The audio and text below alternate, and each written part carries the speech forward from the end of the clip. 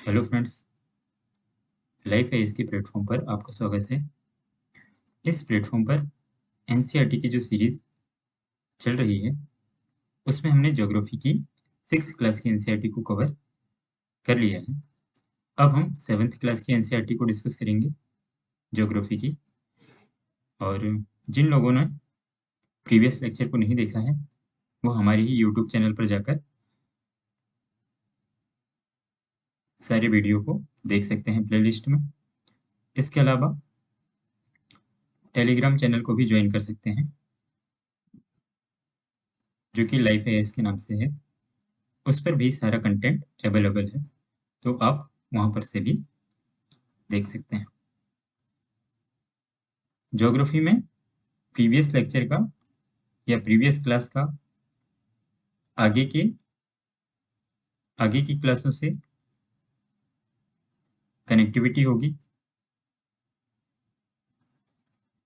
हम इंटरलिंक भी समझेंगे इसमें, तो आप प्रीवियस क्लास का रिवीजन अपने लेवल पर करते रहें, इससे आपकी समझ बेहतर होगी।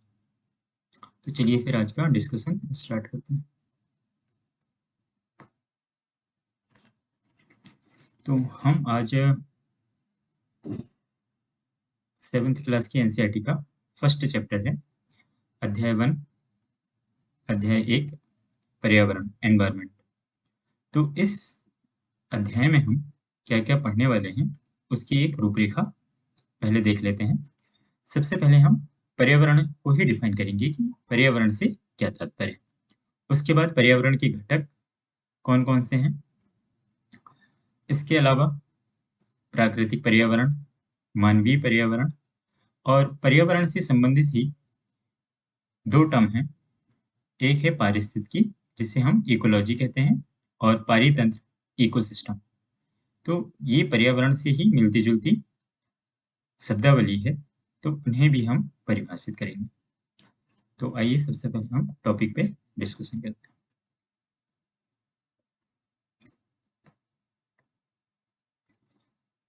कि पर्यावरण क्या है या पर्यावरण से तात्पर्य क्या है, और ये जो शब्द है इसकी उत्पत्ति कहाँ से हुई है। इन सब बिंदुओं पर हम चर्चा करते हैं। तो फ्रेंच शब्द है एनवायरानेर या फिर एनवायरोनेर, तो जिसका अर्थ होता है पड़ोसी। इसे इंग्लिश में नेबरहुड भी कह सकते हैं। तो इसे आप कैसे डिफाइन करेंगे, तो ये फ्रेंच शब्द से इसकी उत्पत्ति हुई है जिसका शाब्दिक अर्थ होता है पड़ोसी। इसे हम डिफाइन कर सकते हैं कि किसी भी जीवित प्राणी के चारों ओर का जो वातावरण है उसे हम पर्यावरण कहते हैं। किसी भी जीवित प्राणी के चारों ओर का जो वातावरण है उसका, उसे हम पर्यावरण कहते हैं। इसे अन्य तरीके से और डिफाइन किया जा सकता है, लेकिन एनसीईआरटी में इसी रूप में इसको डिफाइन किया है। और वो वातावरण में लोग हो सकते हैं, स्थान स्थान हो सकता है, वस्तुएं हो सकती हैं, प्रकृति हो सकती है। तो मानव मानव हो या कोई भी जीवित प्राणी हो, उसके चारों ओर विद्यमान जो भी वातावरण है, जो भी प्राकृतिक पर्यावास है, उसे हम पर्यावरण की संज्ञा देते हैं। आगे ये जो पर्यावरण है ये प्राकृतिक और मानव निर्मित परिघटनाओं का मिश्रण होता है। मतलब पर्यावरण से कई बार हमें लगता है कि उसमें सिर्फ प्राकृतिक परिघटनाओं का ही योगदान होता है, लेकिन पर्यावरण शब्द जो है वो प्राकृतिक के साथ साथ जो मानव निर्मित परिघटनाएं हैं, जो मानव निर्मित या ह्यूमन मेड जो भी फिनोमेना है, इन दोनों का ये मिश्रण होता है। इसे हम आगे देखेंगे कि कैसे ये दोनों का मिक्सचर होता है पर्यावरण। यदि हम सिर्फ प्राकृतिक परिघटनाओं से मिलकर बने पर्यावरण की बात करें तो उसे हम प्राकृतिक पर्यावरण कहते हैं। और मानव निर्मित पर्यावरण से मिलकर या मानव निर्मित परिघटनाओं से मिलकर के जो पर्यावरण निर्मित होता है उसे हम मानवीय पर्यावरण या इसे ह्यूमन ह्यूमन एनवायरनमेंट कह देते हैं। इसे हम नेचुरल एनवायरनमेंट कहते हैं। इसे आगे चल के और अच्छे से डिफाइन भी हम लोग करेंगे और इसकी समझ को और बेहतर करेंगे। अभी लेकिन हम पर्यावरण को जब डिफाइन कर रहे हैं तो इसकी शब्दावली को डिफाइन करेंगे। इसके बाद हम एक किन परिघटनाओं का मिश्रण है, तो ये प्राकृतिक और मानव निर्मित परिघटनाओं का मिश्रण है। और जब प्राकृतिक परिघटनाओं से मिलकर के जो पर्यावरण बनता है उसे प्राकृतिक पर्यावरण कहते हैं। इसके दो घटक होते हैं, एक जीवी घटक होता है जिसे बायोटिक, और एक अजीवी घटक या एबायोटिक कंपोनेंट कहते हैं। जीवी घटक का क्या मतलब होता है? जीवी घटक से तात्पर्य है सजीव प्राणियों का संसार। सजीव प्राणियों का संसार, जो भी जीवित प्राणी हैं, जो भी जीवित जीव जंतु हैं, उनसे मिलकर बने जगत को हम जैविक या बायोटिक के अंतर्गत रख देते हैं, बायोटिक कंपोनेंट के अंतर्गत रखते हैं। इसमें पादप और जंतु दोनों शामिल होते हैं। तो एक इसका जैविक घटक है, दूसरा अजैविक घटक है। तो अजैविक घटक को हम कैसे डिफाइन करेंगे कि जो निर्जीव पदार्थों का जो संसार है, निर्जीव पदार्थों का जो संसार है उसे हम अबायोटिक या फिर अजीवी घटक के रूप में परिभाषित करते हैं। और इसमें स्थलमंडल, वायुमंडल और जलमंडल इसके मुख्य एग्जाम्पल हो जाते हैं। आपने प्रीवियस लेक्चर यदि देखा हो, जब हमने पृथ्वी के प्रमुख परिमंडल की चर्चा किया था, major domains of the earth, तब हमने स्थलमंडल, वायुमंडल और जलमंडल की डीप में चर्चा वहां पर किया है। और इसके अलावा सजीव प्राणियों में पादप और जंतु तो आते हैं, साथ में सूक्ष्म जीव भी इसमें शामिल होते हैं। बायोटिक में सूक्ष्म जीव शामिल होते हैं, जैसे पैरासाइट हैं या फिर कोई सूक्ष्म जीव हैं, वो सभी के सभी इसमें शामिल हो जाते हैं। और पादप और जंतु तो शामिल होते हैं। तो ये सिर्फ प्राकृतिक पर्यावरण को ये डिफाइन कर रहा है, इसमें मानव का रोल नहीं है। इस बात को आपको समझना होगा। और जब मानव इंक्लूड हो जाता है या मानव जब उसमें शामिल हो जाता है, तब हम उसे ऐसे पर्यावरण को हम मानवीय पर्यावरण की संज्ञा देते हैं। और मानवीय पर्यावरण को यदि हमें डिफाइन करना हो तो हम कहेंगे कि इसके अंतर्गत मानव जो है उसकी परस्पर क्रियाएं और उनकी गतिविधियां, मानव की जो गतिविधियां होती हैं और उनके द्वारा बनाई गई जो भी रचनाएं हैं, इन सभी को सम्मिलित रूप से हम मानवीय पर्यावरण की संज्ञा देते हैं। एक बार फिर से इसको समझ लेते हैं कि मानवीय पर्यावरण में मानव की परस्पर क्रियाएं, उनकी गतिविधियां और उनके द्वारा बनाई गई रचनाओं को हम मानवीय पर्यावरण में शामिल करते हैं। आगे हम इसके जब घटकों की चर्चा करेंगे तब आप इसको और अच्छे से समझ पाएंगे। तो यहाँ तक हमने अभी क्या डिफाइन किया है? एक तो पर्यावरण को डिफाइन किया है और पर्यावरण किसका मिश्रण है इसे देखा है। अब हम पर्यावरण के प्रमुख घटकों की चर्चा करते हैं। एक बार थोड़ा सा, हाँ ठीक है,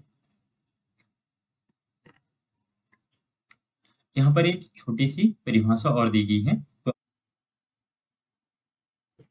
साइड में यहाँ पर ये इंफॉर्मेशन भी दी गई है, इससे भी आप देख लें कि पर्यावरण हमारे जीवन का मूल आधार है।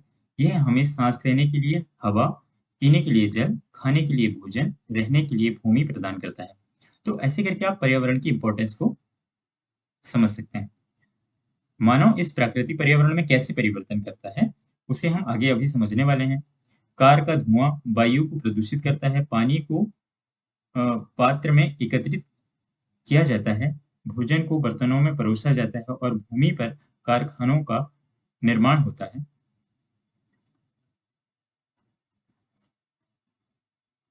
ये सब इसके उपयोग बता रहे हैं। और मानव कार, मिल, कारखानों, बर्तन का निर्माण करता है। इस प्रकार मानव जो है प्राकृतिक पर्यावरण में परिवर्तन करता है। तो यहाँ पर आपको ये बताया है कि पर्यावरण में मानव किस प्रकार से परिवर्तन करता है। और ये जो परिवर्तन होता है इसे आप अपने लेवल पे पढ़ सकते हैं एनसीईआरटी से। और कहने का तात्पर्य इन बातों का ये है कि मानव ने पर्यावरण में हस्तक्षेप किया है और उसे प्रभावित किया है, उसमें परिवर्तन उत्पन्न किया है। और वो परिवर्तन उन्होंने क्यों किया है? अपनी आवश्यकताओं की पूर्ति के लिए। आगे हम और इस चीज को अभी डिस्कस करेंगे। यहीं से जुड़ी हुई एक और शब्दावली है पारितंत्र। इसे इसे भी आप थोड़ा सा यहाँ पर समझ लें कि वह तंत्र जिसमें समस्त जीवधारी आपस में एक दूसरे के साथ और पर्यावरण की उन भौतिक और रासायनिक कारकों के साथ परस्पर क्रिया करते हैं जिसमें वे निवास करते हैं। ये सब ऊर्जा और पदार्थ, यहाँ पर ये वाली टर्म इंपॉर्टेंट है, ऊर्जा और पदार्थ का स्थानांतरण द्वारा संबद्ध होते हैं। कहने का मतलब है कि जितने भी जीव हैं वो आपस में एक दूसरे से क्रिया करते हैं और अपने पर्यावरण के भौतिक और रासायनिक कारक भौतिक और रासायनिक कारक हैं जो पर्यावरण के, उनके साथ भी वो परस्पर क्रिया करते हैं और इससे बने हुए तंत्र को हम इकोसिस्टम या फिर पारितंत्र कहते हैं। और ये एक ओपन सिस्टम होता है, एक खुला तंत्र होता है जिसमें ऊर्जा और पदार्थ दोनों का ही आदान प्रदान होता है और इस आदान प्रदान के फलस्वरूप पर्यावरण में फिर क्या होते हैं, परिवर्तन आपको देखने को मिलते हैं। अब हम पर्यावरण की घटकों की चर्चा करते हैं जो हमारे महत्वपूर्ण टॉपिक है। इससे आप समझ सकते हैं कई बार हमें पर्यावरण कहने से हम सिर्फ प्राकृतिक पर्यावरण हमारे दिमाग में आता है। तो इसके घटक जब आप देखेंगे, पर्यावरण के जो घटक हैं या कंपोनेंट्स ऑफ द एनवायरनमेंट, तो आप पाएंगे कि इसमें प्राकृतिक पर्यावरण के अलावा मानव और मानव निर्मित जो भी चीजें हैं, जो भी रचनाएं हैं, वो सब की सब इसमें शामिल होती हैं पर्यावरण के घटक में। ये जो एनसीईआरटी में एक फिगर दिया गया है, इसे भी आप देख लें कि पर्यावरण की जो घटक हैं, इसके हमने 3 घटक बनाए हैं। एक है प्राकृतिक, नेचुरल, दूसरा ह्यूमन, तीसरा है इसका ह्यूमन मेड या मानव निर्मित। तो यहाँ पर प्राकृतिक कहने से हमारा मतलब है कि इसमें स्थल मंडल, वायुमंडल, जलमंडल और जैवमंडल, इस तीनों ही इसमें, चारों ही इसमें शामिल हो जाते हैं। आप प्रीवियस लेक्चर में इन टॉपिक को पढ़ के आए हैं बहुत अच्छे से, तो आप इन चीजों को रिलेट कर सकते हैं कि प्राकृतिक पर्यावरण के अंतर्गत स्थलमंडल, वायुमंडल, जलमंडल और इन तीनों के ही इंटरसेक्शन से फिर जैवमंडल का निर्माण होता है, जो कि काफी संकीर्ण क्षेत्र होता है जहां पर जीवन संभव हो सकता है। उसे हम जैवमंडल की संज्ञा देते हैं। दूसरा है मानव। मानव कहने से सिर्फ एक इंडिविजुअल की बात नहीं होती है, उसमें उसका परिवार भी शामिल होता है और समुदाय भी शामिल होता है। विभिन्न धर्म, वो भी पर्यावरण के घटक हैं। शैक्षिक, आर्थिक और जो राजनीतिक स्थिति है, ये सब जो मानवीय घटक है इसका, इसमें ये सम्मिलित होते हैं। और इसके अलावा मानव निर्मित घटक में मानव के द्वारा बनाई गई जितनी भी रचनाएं हैं, चाहे वो इमारतें हैं, पार्क है, पुल, सड़क, स्मारक और उद्योग, तो ये सभी के सभी क्या हैं, मानव निर्मित पर्यावरणीय घटक हैं। तो ऐसे करके आपको पर्यावरण के घटकों की व्यापक समझ होना चाहिए। कोई भी टर्म जो होती है, हर सब्जेक्ट की भाषा एक भाषा होती है और उसे उन्हीं टर्म्स या शब्दावली के आधार पर समझा जाना चाहिए। उनका अपना एक व्यापक महत्व होता है। पर्यावरण के घटक यदि आपसे कोई कहे, तो ये सब बातें आपके दिमाग में घूमना चाहिए। इसके बाद हम नेक्स्ट टॉपिक पे बात करते हैं। काफी छोटा टॉपिक है ये, तो जल्दी ही कवर हो जाएगा। अब हम व्यापक रूप से प्राकृतिक पर्यावरण और मानवीय पर्यावरण को समझने का प्रयास करेंगे। एक बार मैं देख लूं। ओके।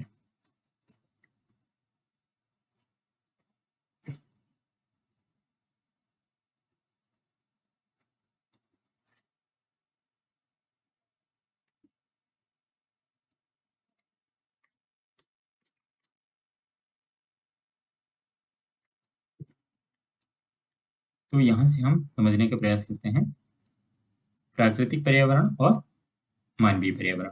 प्राकृतिक पर्यावरण को आपने थोड़ा सा पीछे भी डिफाइन किया है। इससे हम फिर से इस रूप में डिफाइन कर सकते हैं कि भूमि, जल, वायु, पेड़ पौधे और जीव जंतु मिलकर के प्राकृतिक पर्यावरण का निर्माण करते हैं। फिर से भूमि, जल, वायु, पेड़ पौधे और जीव जंतु मिलकर के प्राकृतिक पर्यावरण का निर्माण करते हैं।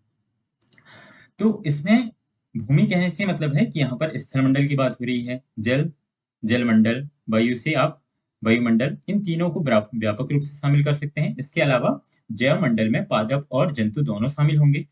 इसे भी आपने थोड़ी देर पहले समझा है। तो प्राकृतिक पर्यावरण में मानव को छोड़ करके ये सारी चीजें शामिल होती हैं। अब स्थलमंडल और जलमंडल, वायुमंडल के विषय में आप प्रीवियस लेक्चर से समझ सकते हैं। जैसे हमने स्थलमंडल की चर्चा करी थी, जलमंडल में हमने जलमंडल के कौन-कौन से घटक होते हैं, नदियाँ, झील, तालाब, जो ग्लेशियर हैं, वो सब के सब जलमंडल का भाग होते हैं। ऐसे ही हमने वायुमंडल की विभिन्न परतों के बारे में प्रीवियस क्लास में देखा था। तो उन क्लास को आपको यहाँ पर लिंक करना है। यहाँ पर आके हम सिर्फ पर्यावरण के संदर्भ में, इस टॉपिक में पर्यावरण से संबंधित बातें करेंगे, इससे रिलेटेड। तो जब हम स्थलमंडल की बात करते हैं प्राकृतिक पर्यावरण के, तो इसमें स्थलमंडल हमें वन, कृषि, मानव बस्तियों के लिए भूमि प्रदान करता है। इसके अलावा ये पशुओं के लिए घास स्थल भी प्रदान करता है। और जो स्थलमंडल होता है, ये खनिज संपदा का भी भंडार होता है। जब हम स्थलमंडल का प्रीवियस क्लास में डिस्कशन कर रहे थे, तब आपने देखा था कि स्थलमंडल में पर्वत, पठार, मैदान, ये स्थल रूप भी देखने को मिलते हैं आपको। जहाँ पर जो पठारी संरचना है, वहाँ वो खनिजों की दृष्टि से काफी महत्वपूर्ण थे। और वहां पर ही, यानी कि पठारी क्षेत्र में ही, विश्व के अधिकांश भागों में आपको खनन क्षेत्र देखने को मिल रहे थे।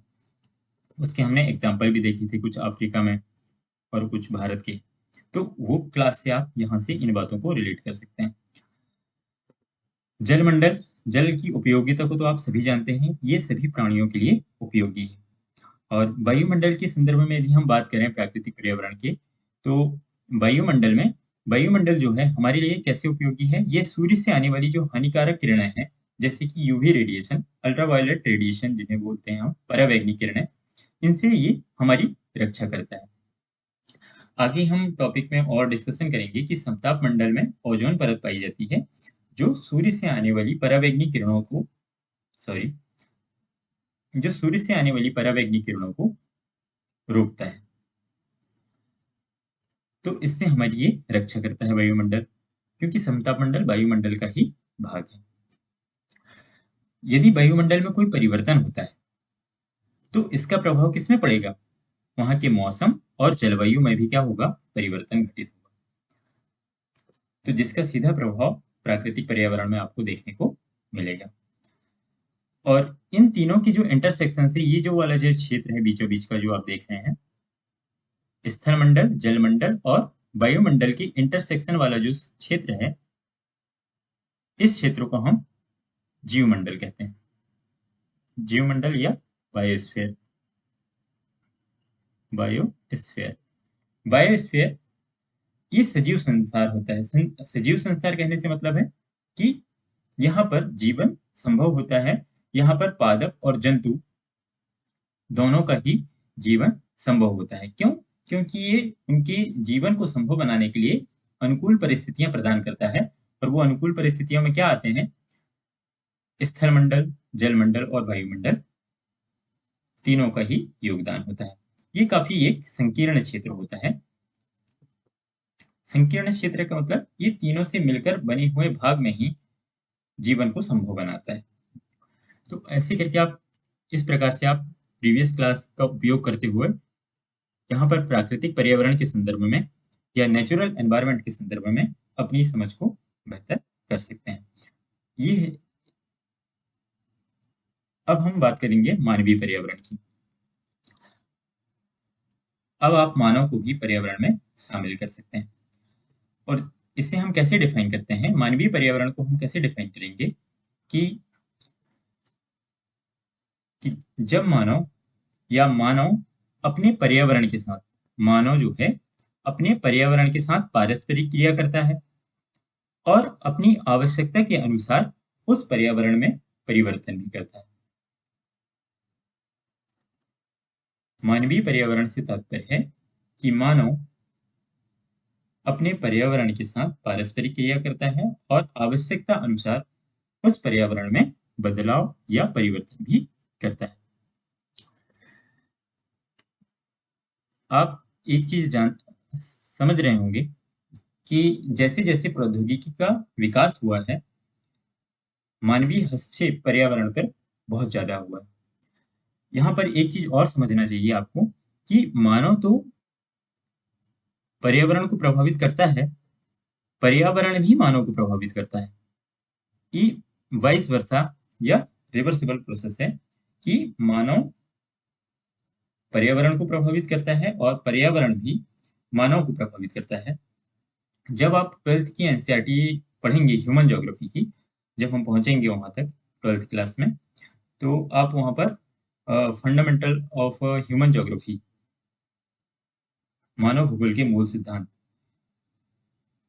उसके अंतर्गत आप मानव और पर्यावरण के बीच का जो संबंध है, उससे संबंधित दो सिद्धांत आप वहां पर पढ़ेंगे। एक है, यहाँ पर सिर्फ थोड़ी सी चर्चा करके छोड़ रहा हूं मैं आपको हिंट देके, ताकि आप वहां पर लिंक कर पाए। एक शब्द आएगा वहां पर, एक है निश्चयवाद, निश्चयवाद जिसे डिटर्मिनिज्म कहा जाता है, इसे डिटर्मिनिज्म। और दूसरा है संभववाद, संभववाद इसे बोलते हैं पॉसिबिलिज्म। तो ये दो सिद्धांत आपको मानव भूगोल में देखने को मिलेंगे। निश्चयवाद कहता है कि मानव जो है प्रकृति से प्रभावित होता है, यानी कि मानव की जितनी भी गतिविधियां हैं वो प्रकृति के द्वारा ही निर्धारित होती हैं। लेकिन संभववाद या पॉसिबिलिज्म ये कहता है कि प्रकृति मानव को अवसर प्रदान करती है और मानव अपनी आवश्यकता अनुसार पर्यावरण में बदलाव कर सकता है। तो यहाँ पर एक दूसरे को दोनों प्रभावित करते हैं। जब पर्यावरण या प्रकृति मानव को प्रभावित करती है, तब हम उसे कहते हैं मानव का प्रकृतिकरण। और जब मानव पर्यावरण या प्रकृति को प्रभावित करता है, तब हम उसे कहते हैं कि प्रकृति का मानवीकरण हो गया। तो ऐसे करके हम आगे की क्लास में और बेहतर समझेंगे कि निश्चयवाद क्या होता है और संभववाद क्या होता है। इसमें पर्यावरण और मानव एक दूसरे को प्रभावित करते हैं, ये दोनों संकल्पनाएं होती हैं। तो इनके विषय में हम 12th क्लास की एनसीईआरटी में पढ़ने वाले हैं। तो तब तक आप इंतजार करें। और इस बात को यहाँ पर हिंट करने से मतलब है कि आप इन टॉपिक को, इनकी उपयोगिता को और इनके एक क्लास से दूसरी क्लास की जो एनसीईआरटी लिखी गई हैं उनके इंटरलिंक को आप बेहतर तरीके से समझ पाएं। तो इस उद्देश्य से ये बताया जाता है बीच में, तो आप इन बातों को थोड़ा ध्यान रखते चलें। अब हमने जैसे मानवीय पर्यावरण को यहाँ पर डिफाइन किया था कि मानव जो है अपने पर्यावरण के साथ पारस्परिक क्रिया करता है और अपनी आवश्यकता अनुसार उसमें परिवर्तन करता है। लेकिन जो प्रारंभिक मानव था, जब हमारे पास कोई प्रौद्योगिकी नहीं थी, तब पर्यावरण में मानवीय हस्तक्षेप बहुत कम था। शुरुआत में जब आदि मानव की हम बात करें या आदिम मानव की बात करें, तो उस समय का जो मानव था वो प्रकृति के अनुरूप जीवन जीता था। उसका जीवन काफी सरल होता था और प्रकृति से ही उसकी सारी आवश्यकताएं पूरी हो जाती थी। तो इस प्रकार से आप समझ सकते हैं कि जो प्रारंभिक मानव था उसने पर्यावरण के साथ या प्रकृति के साथ बहुत कम हस्तक्षेप किया था। लेकिन समय के साथ क्या हुआ, हमारी आवश्यकताएं, हमारी मतलब मानव की आवश्यकताएं बढ़ती गई। और जब हमारी आवश्यकताएं बढ़ती गई तो पर्यावरण का उपयोग और उसमें परिवर्तन भी धीरे धीरे बढ़ता गया। इसे हम इस रूप में समझ सकते हैं कि पहले तो मनुष्य ने फसल उगाना प्रारंभ किया, फिर उसने पशुपालन भी किया। तो जब फसल उगाने लगा वो, तो उसका जीवन कैसा हो गया, स्थायी जीवन हो गया। इसके बाद वस्तु विनिमय पद्धति विकसित हुई, व्यापार और वाणिज्य का विकास हुआ। तो धीरे धीरे हम पर्यावरण का उपयोग और ज्यादा करते गए। क्यों? क्योंकि हमारी आवश्यकताएं और ज़्यादा बढ़ती गई। फिर समय के साथ औद्योगिक क्रांति हुई। औद्योगिक क्रांति होने से पर्यावरण का व्यापक रूप से दोहन किया गया और परिवहन के साधनों का विकास होने से जो औद्योगिक उद्योगों में जो सामान बन रहा था उसका एक एक क्षेत्र से दूसरे क्षेत्र में उसे आसानी से पहुंचाना भी संभव हुआ। इसके अलावा आप यहाँ पर संचार क्रांति लिख सकते हैं। यहाँ पर थोड़ा दूर हो गया है। संचार क्रांति, संचार क्रांति के विकास ने और तीव्रता ला दी इन गतिविधियों के इन गतिविधियों में और ज्यादा तीव्रता ला दी। इनके फलस्वरूप क्या हुआ है, पर्यावरण का उपयोग और परिवर्तन बहुत ज्यादा हुआ। तो हमें इन दो बातों को समझना है कि प्राकृतिक पर्यावरण और मानवीय पर्यावरण, इन दोनों के बीच में हमें एक संतुलन बनाने की जरूरत है। हमें अपनी आवश्यकताओं को उतना ही पूरा करना है या उस तरीके से पूरा करना है ताकि प्राकृतिक पर्यावरण भी बहुत ज्यादा प्रदूषित ना हो, उसका क्षरण ना हो। तो लास्ट में हम यही बात बोल सकते हैं कि दोनों के बीच में मतलब है कि प्राकृतिक पर्यावरण और मानवीय पर्यावरण के बीच में सही संतुलन होना आवश्यक है और मानव को चाहिए कि वो पर्यावरण के साथ समरसता से रहे और पर्यावरण के उपयोग को सीखना चाहिए। हमें, जैसे हमने प्रीवियस क्लास में भी कहा था कि हमें पर्यावरण के विषय में, अपने पारिस्थितिकी के विषय में जागरूकता होना चाहिए और हमें इन दोनों के बीच के संतुलन को कम से कम प्रभावित करना चाहिए ताकि वो संतुलन बना रहे। तो ऐसे करके हमारे ये टॉपिक यहाँ पर कंप्लीट होता है। बहुत छोटा टॉपिक था। आप एक बार अपने लेवल पर भी एनसीईआरटी को पढ़ें और फिर नेक्स्ट वीडियो में हम मुलाकात करते हैं।